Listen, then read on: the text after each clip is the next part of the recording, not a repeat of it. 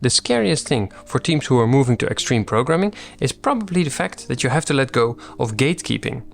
Gatekeeping is doing lots of tests after the developers are done programming, but before you dare go into production, potentially blocking the release if you find too many big problems. It's very scary to let go of gatekeeping because it feels like you're not being professional. You're not running tests before you go into production.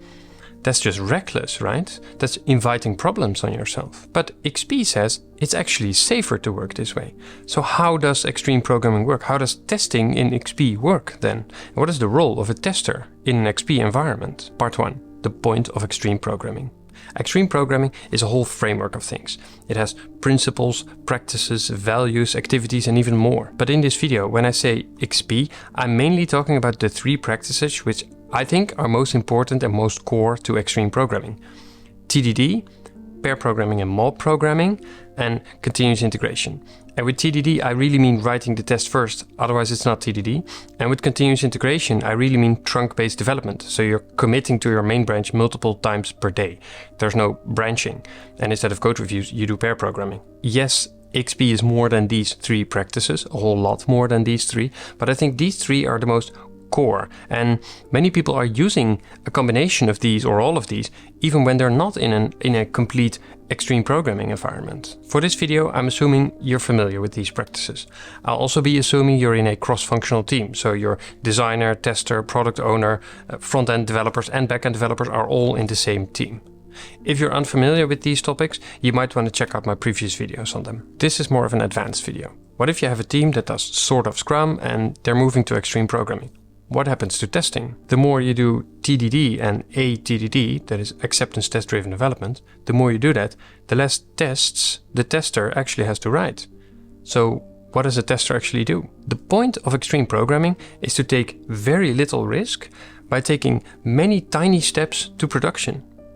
It maximizes the yield on your automated tests, and it does that via increasing the quality of tests, but lowering the number of tests. Let's take a look at what that means. Part 2, the mind shift. Shifting your mind from building and testing what you're told, aka requirements, to solving a problem for a user in the sprint. As a tester, you should focus on whether the solution that the team is coming up with during pairing and mobbing and in the sprint, that solution is actually solving the problem for the client and the user. Of course, the whole team is trying this. That's the point of extreme programming. But as a tester, you have the potential to be really good at this. You're often the quickest at spotting things that might go wrong, and you're probably the best at thinking in "but what about this" scenarios. Not everything needs a solution right away because you're trying to get into production as soon as possible, but at least you're making the team aware of what they're not doing right now, which is very important to be aware of as a team. This is a lot easier if you have good insight into your users. What task is the user actually trying to complete? Why are they trying to do this? Whom are they working together with? If your team does regular user story mapping sessions, make sure you participate.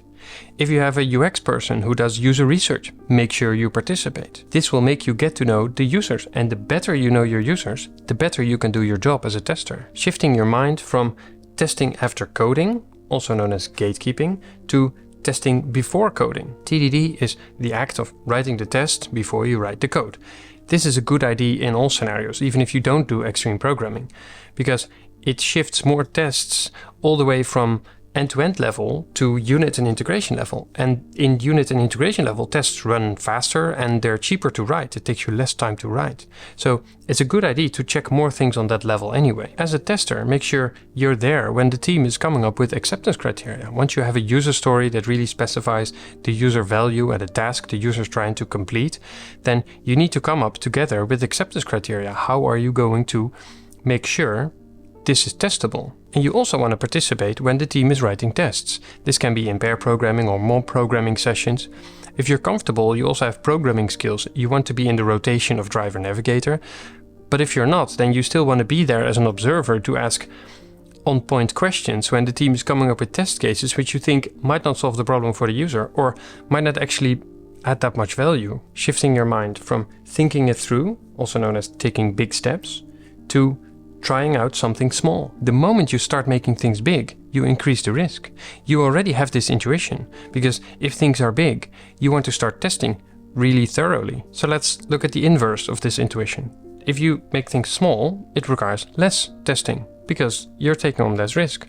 A small change is easy to grasp, and it's even easy to just revert a commit and release again, shifting your mind from doing it right the first time to failing fast and often. The problem with doing it right the first time is that software development is exploration. You don't know yet what a good solution looks like. You have to figure that out on the go. And even if you do have a clue on the solution, do you exactly know what a good solution is in terms of coupling and separation of concerns, in terms of UX design, in terms of value for the user? You might not know these things. You probably don't know these things. So you need to figure them out on the go. The best approach is to take small steps to test whether you're going in the right direction. If you test very often whether you're going in the right direction, you don't have to backtrack a lot, because if you test after 3 days of development, it turns out you've gone in the wrong direction. You need to delete 3 days of code. XP says to test your ideas quickly in small steps, because that's really the information you need to build useful software that will stand the test of time.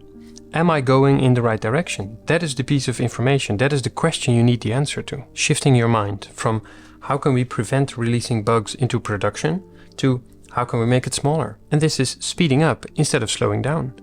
Testing for bugs after the code was written is slowing down. This is the gatekeeping thing again. The fallacy is that you're not actually lowering risk by releasing less often, and gatekeeping will always result in less frequent, bigger releases. The solution is to find the smallest, ugliest, hackiest solution which you can release in an hour or two. And then iterate, come back to it. Try again. What is the next step we can do to improve this? Within an hour or two, release it to production. And iterate until the entire team is satisfied with the quality. This is the minimum quality we want to deliver. Also from a UX perspective, also from a product perspective. But also developers who are satisfied with the separation of concerns and the coupling they have achieved. Shifting your mind from finding problems to finding solutions. As a tester, you used to poke holes in the work that others did. But now you're part of a team. A team that is coming up with a solution that's tested on the go. You'll be part of the solution, and therefore the build quality will be higher, because you can use your experience to improve that solution. You can use your experience to prevent problems being released into production, to increase the quality of the tests, to increase the value add for the user. Shifting your mind from having multiple testers in your team to having a single one, full-time. If you're in a team with multiple manual testers or multiple test engineers who write tests at the end of the sprint after the developers are done, this is going to change dramatically. The hard truth is that you will probably only need one tester from now on, but they will need to be full-time and they need to have a reasonable time zone overlap if you're a remote team. Technically, extreme programming teams can do without a tester completely, but I do believe that there's a lot of value add for a tester, that if you have a tester in your team that's part of the pair and mob programming sessions, the quality will increase. Part 3. What to do as a tester. Being a tester in an extreme programming environment requires a lot of creativity and flexibility. In the beginning, you'll have more free time on your hands because developers are writing tests before they write the code. You're not the one who writes the test after they are done anymore. The handover is gone. You get to decide how you want to spend that time. I recommend to connect with your product owner and your UX designer to get to know the users, the clients, and the personas if you have them really well. You need to become an expert on the users. And then there's other activities you could help out on. The product owner doesn't strictly need to be the only one writing user stories, especially if you do user story mapping. A tester could write really good user stories, that's not a problem at all. And if a UX designer doesn't have enough time to run user tests or need a second pair of eyes or hands to help on the user testing, go help over there. You will, in both scenarios, learn a lot about the users, and this will improve your job. This will make you do a better job. Really empathizing and getting to know the user means gathering a lot of information on this. It means asking the questions like, what is this user exactly? What kind of companies do they work for? Who are they working together with? What are they trying to achieve? What task are they doing? Who do they get input from? Who do they deliver output to? What are they trying to achieve in their job? While you get more of this knowledge, you might want to do more exploratory testing in production. So you figure out, the more knowledge you have, whether the solutions you have built as a team over the time, whether that is actually solving the problem, whether that is actually helping in the journey that your user is taking while solving their problem, with your software, because in the end the user is trying to achieve something. Your software is just one way of solving that problem, or maybe even a small part of solving the bigger problem. If you know the bigger problem and the user, and you know the software, you can get many more insights. While doing this, while running exploratory testing in production, while getting to know your users, your findings will become new user stories. I'm not talking about bugs here, I'm talking about new features and new capabilities for the user. Another thing you should do is to participate in the pair programming and the mob programming that the team is doing as much as possible. You want to challenge the team while they're coming up with a solution. Is it testable? Does it actually solve the problem for the client, for the user? And in a few months, maybe just by paying attention, you've turned into a programmer by accident. This can be an advantage because you can add even more value to the team. You can even start participating in the driver navigator rotation. But you don't have to if you don't want to. It's an option. And make sure you continuously ask the most important question of extreme programming. Can we make it smaller? Can we make it even smaller? How can we come up with a solution, a temporary, tiny, ugly, hacky solution that we can release 1 hour from now, maybe 2 hours from now? And then we'll iterate until we're satisfied as a group. The whole team should be asking themselves and each other this question multiple times per hour from now on. To summarize, extreme programming tries to maximize the return on investment of your automated tests. And it does so by writing fewer tests and writing them up front. And it also does so by doing tiny releases multiple times per day.